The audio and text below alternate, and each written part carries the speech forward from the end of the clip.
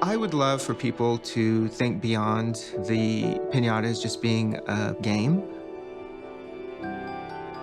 It's a medium that can be as complex and rich as the maker wants it to be. And for me, just being open to the impossible allows you to pursue things you normally wouldn't.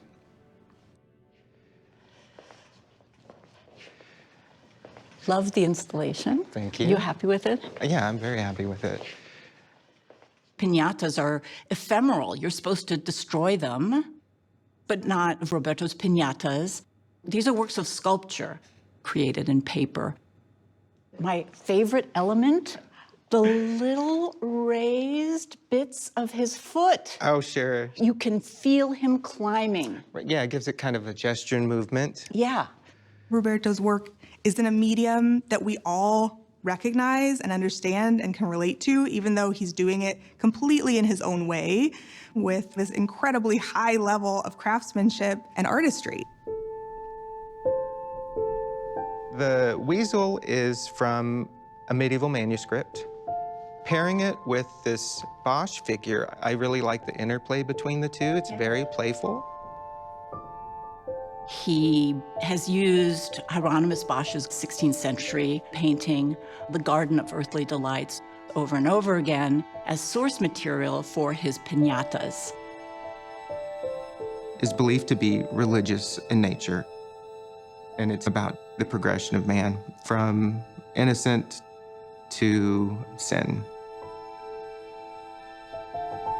And it's populated with this phantasmagoria of these crazy, fantastic beings, invented things.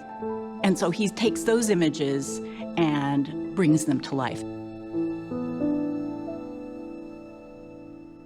These are prints from the Garden of Earthly Delights. I usually just print off the image of the creature that I want to make, and this is a bear from the current exhibition. This is a Bosch three-headed bird that I will eventually make. I went down this path of creatures and people from the Bosch painting, but because of this religious underlying theme of the painting and the religious nature of the history of the piñata, it was fun for me to tie those two together.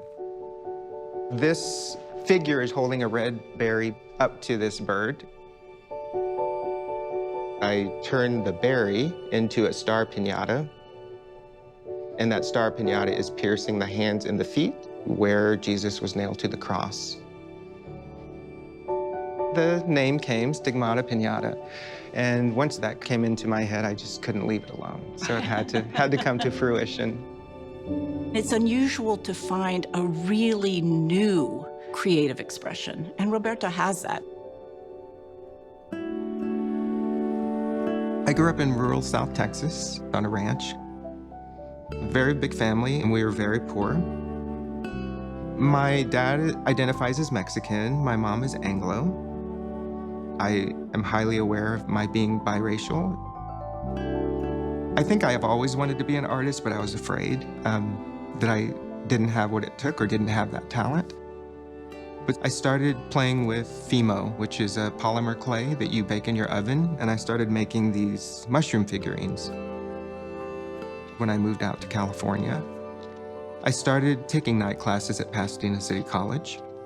So I pursued a body of work in bronze, but I realized just how expensive that medium could be. And that's when I stumbled upon the piñata. So this is piñata number 1. I made it for my husband's 40th birthday. It was my first attempt at a piñata. It really forced me to jump headlong into this medium, and I'm so glad because I haven't stopped since. I am drawn to a medieval manuscript called the Luttrell Psalter. Illuminated manuscripts are handmade books from about 1100 to 1600, decorated often with kooky, again, fantastic beasts.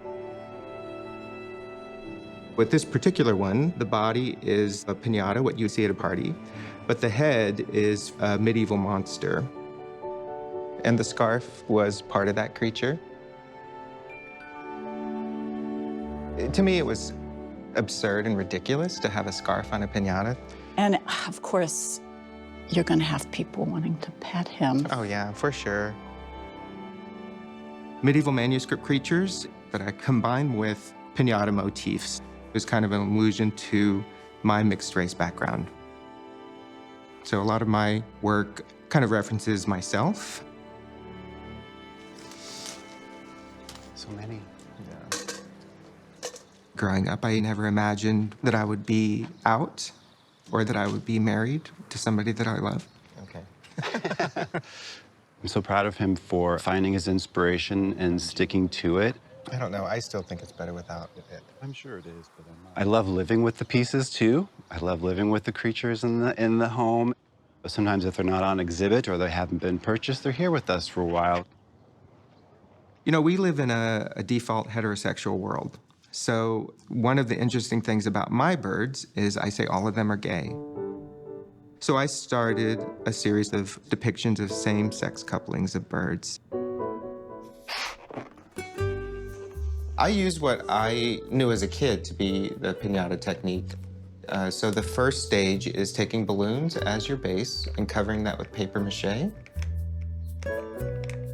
From there, I build out those paper mache balloon forms using paperboard. I'm making a gynandromorph cardinal, which means it is genetically both male and female. The way that gynandromorphs display that mutation is one side is male and the other side is female. And if the male and female plumage looks different, then it is split down the middle. When I first started making piñatas, I realized how translucent the crepe paper was and how you can really shift color around. So I really wanted to play with the aspect of what I call painting the paper. One thing about birds, their feathers are quite iridescent. So I try to capture that quality by layering the metallic papers underneath just so there's a slight glint.